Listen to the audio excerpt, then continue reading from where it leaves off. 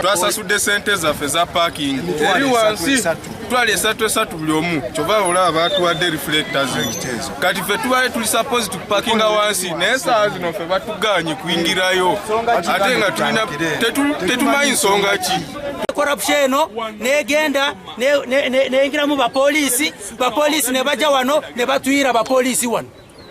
This is corruption of the highest order. We don't want it.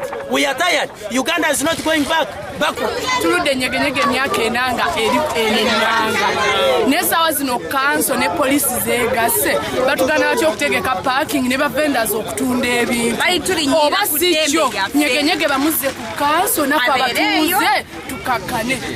Nange kimpisiza bubi nnyo emikolo gino tubadde nagyo emyaka kumpi ng'etaano naye tetulabangako mbeera efaade efaananangako bweki bucenga kola ki bucenga ebintu bino bibeerawo ekisinzeezo okunyiiza ennyo era kwe kulabika nti omulundi guno baganye n'abantu okukola obubizinesi obutonotono wano ku nguudo ate ne bagana n'abantu okukola parking.